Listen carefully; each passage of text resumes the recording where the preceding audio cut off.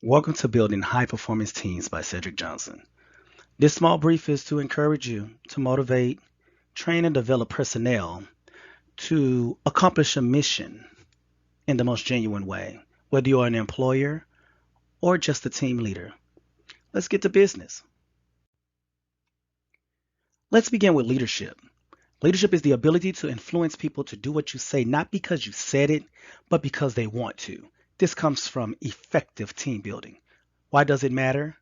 Mission accomplishment, teamwork, which is the key to success in any team, and barriers that may get in your way.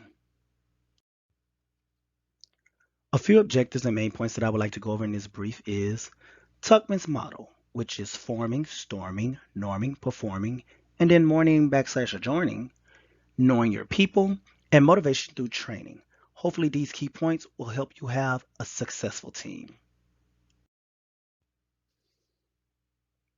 The forming, storming, norming, and performing model of group development was first proposed by Bruce Tuckman in 1965, who said these phases are necessary and inevitable in order for a team to grow, face up to challenges, tackle problems, find solutions, plan work, and deliver results. Let's start off with forming and storming. Forming, you have to find the people for your team. That comes with anxieties, different backgrounds, not knowing what to expect. The storming part comes when you take those different backgrounds, personalities, and they may clash to one day have to compromise for the success of the team. After all the clashings of the differences in minds, we come to the next stage, which is norming and performing. This is where operating procedures and standards have been put in place. Your people know exactly what is expected of them. Eventually, it becomes one thing on their mind, and that is get the job done. Some say morning, some say adjourning, but it all means the same thing win. Winning is when everybody is doing everything they need to do for mission accomplished and it becomes second nature. And we're seeing results from the things that we do from the standards set forth by the leaders. Now we move on to knowing your people. There is no way in the world that you can call yourself a leader or look for team accomplishment if you don't know who's working for you. And that's not just knowing their name, but having genuine conversations to find out about your people and what makes them tick and what makes them move. When getting to know your people, the law of reciprocity builds loyalty. Basically, it says that when someone does something nice for you, you will have a deep rooted psychological urge to do something nice in return. As a matter of fact, you will even reciprocate with a gesture far more generous than their original good deed. Always have genuine conversations with the people that work for you. It's a lot of things going on in people's personal life. We don't need problems at work. One in three people neglect their mental health because they're just too busy at work. That's why it's good to always ask that genuine question. How are you? How can I help? And here's the thing, help them. This is one of my favorite. Always check it for acceptance when getting buy-in. That starts with just a simple question. How do you feel about that? What do you have for me? This creates better employee engagement, boosts employee morale, good employee experiences, rich branding and organizational stability, reduces employee turnover rate, better team performance, and develops trust. Motivation through training. Who wants to be just thrown to the wolves?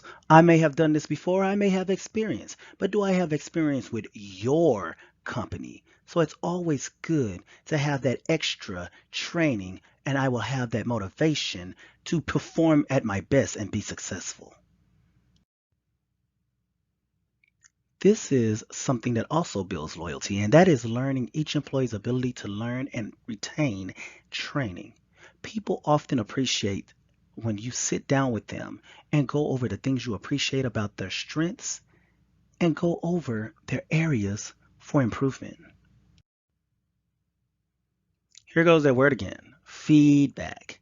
This is follow-ups and plans of actions where you sit down and you go over the strengths and areas of improvement and you ask that question. How do you feel about that? What can you do and what can I do to make sure that you are better at your job and mission accomplishment? And then do one thing, follow up with them. Energy and professionalism. You want to ensure the team understands that you are there to assist them, but not handicap. Create a culture of eager team members always striving for the best. And my favorite adage is if better is possible, then good is not enough. It's the only way to become your best.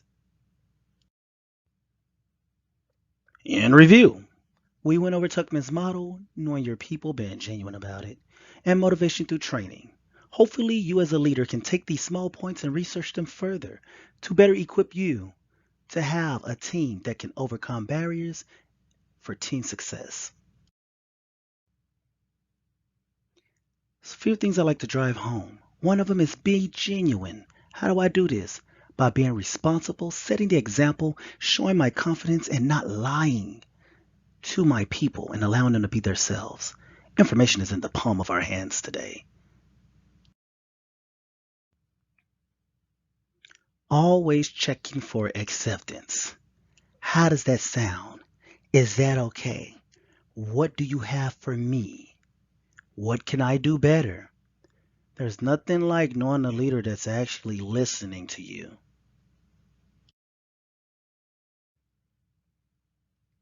And always foster a culture of win, win, win.